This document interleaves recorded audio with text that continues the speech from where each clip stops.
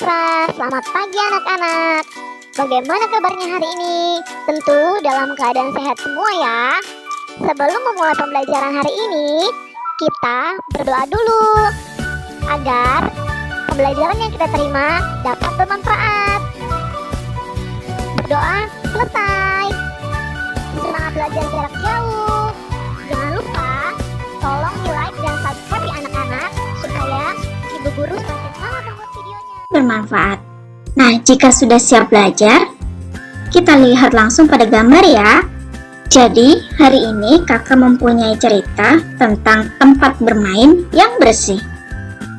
Hidup bersih dan sehat tidak hanya dilakukan di rumah dan di sekolah saja adik-adik.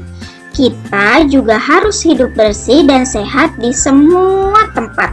Salah satunya di tempat bermain. Tempat bermain merupakan salah satu tempat yang kita butuhkan. Di sana kita bisa bermain dengan teman-teman. Tempat bermain juga bisa dijadikan tempat belajar dan rekreasi.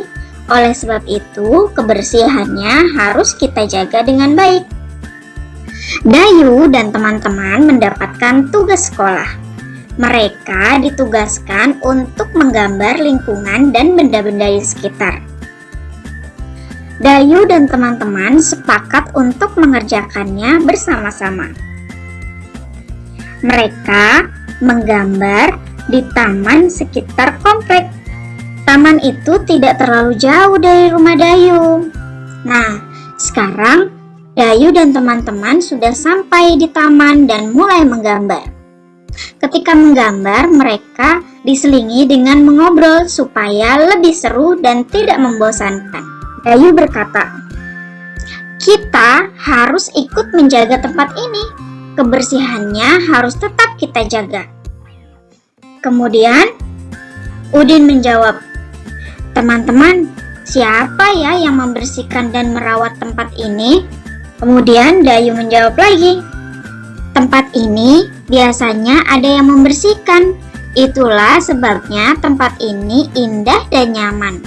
Kemudian Udin berkata lagi, "Betul, tempat ini juga terasa sejuk karena banyak pohon yang rindang." Nah, adik-adik, itulah percakapan antara Dayu dan teman-teman yang sedang membicarakan tentang kebersihan tempat bermain. Tempat bermain yang bersih bebas dari sampah. Jika tempat bermain bersih, pengunjung akan sehat. Kebersihan adalah pangkal kesehatan. Oleh sebab itu, jika ingin sehat, kita harus menciptakan lingkungan yang bersih. Bagaimana cara menciptakan lingkungan yang bersih?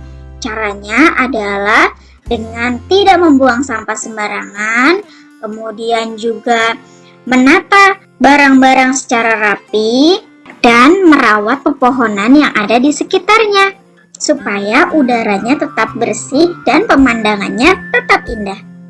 Nah, adik-adik, sekarang kita lihat ciri tempat bermain yang bersih ya.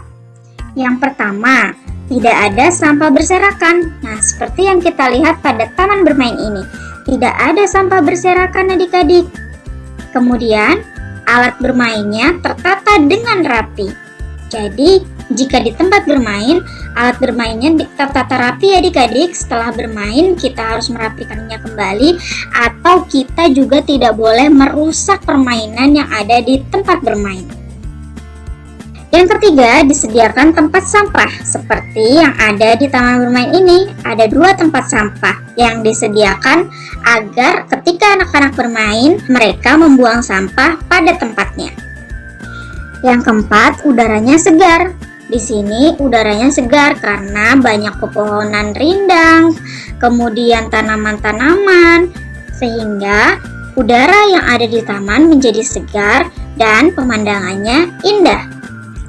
Pada percakapan antara Dayu dan teman-teman tadi, terdapat beberapa kosakata tentang lingkungan tempat bermain, yaitu indah, nyaman, dan rindang.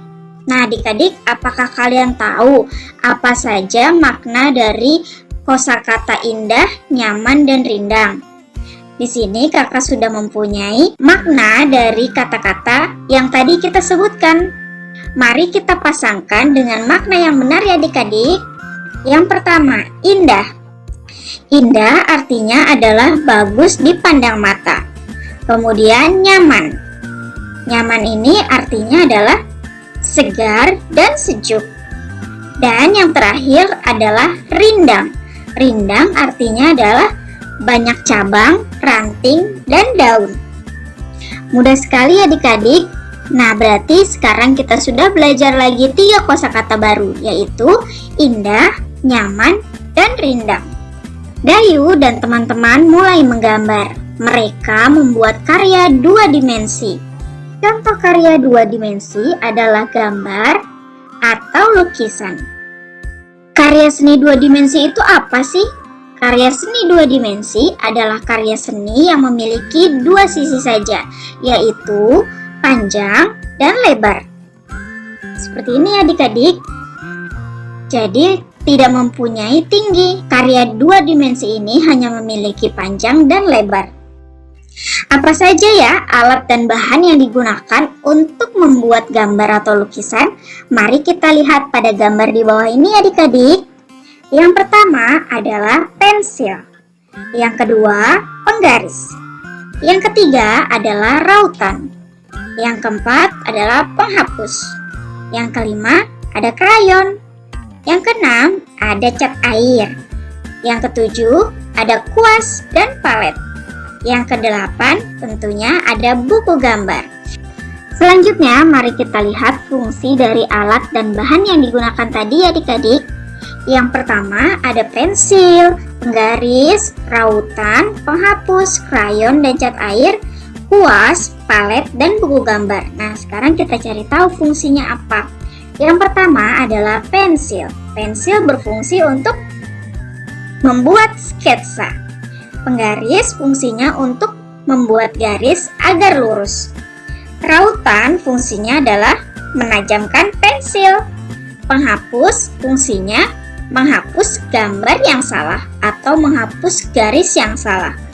Kemudian krayon dan cat air fungsinya adik-adik tahu? Ya, benar sekali. Krayon dan cat air berfungsi untuk mewarnai sketsa atau gambar. Nah, kuas ini fungsinya untuk merapikan warna saat menggunakan cat air ya adik-adik. Jadi ketika kalian memilih menggambar atau melukis dengan menggunakan cat air, maka kalian akan menggunakan kuas sebagai alat lukisnya.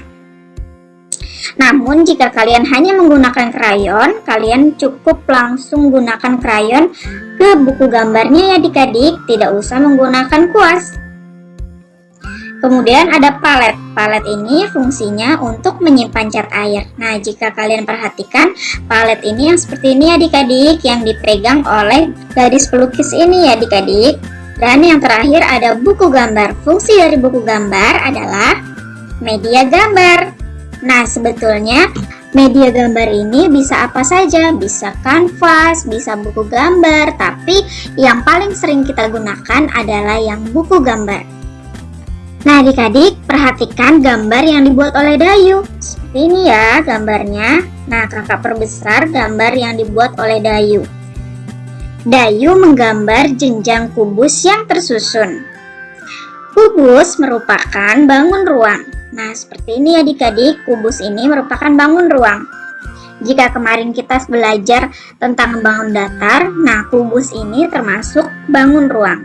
Bangun ruang ini dibentuk dari beberapa bangun datar. Adik-adik tahu kubus ini terbuat dari bangun datar apa? Coba kita lihat permukaannya di depan sini. Adik-adik, untuk kalian ketahui bahwa kubus ini dibuat dari bangun datar persegi. Dari beberapa bangun persegi adik-adik, sehingga membentuk kubus. Nah, sekarang kita perhatikan ya ruas garis yang dimiliki oleh kubus.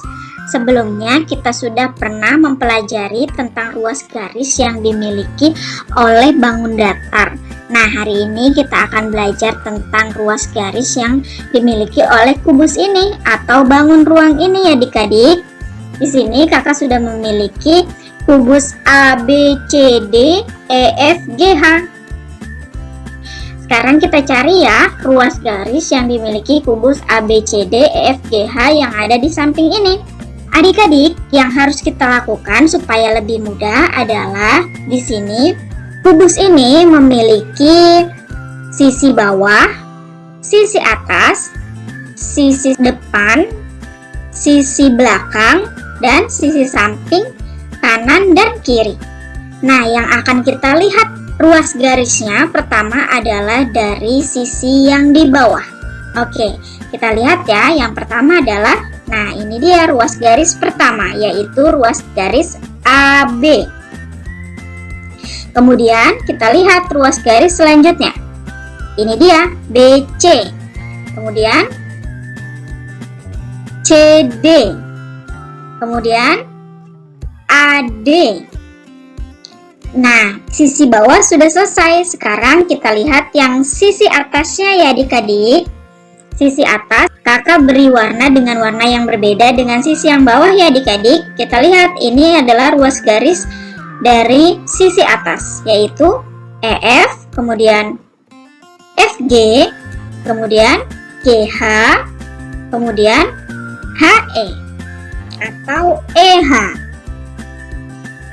Nah, selanjutnya kita lihat sisi yang di depan sini adik-adik, garisnya apa saja?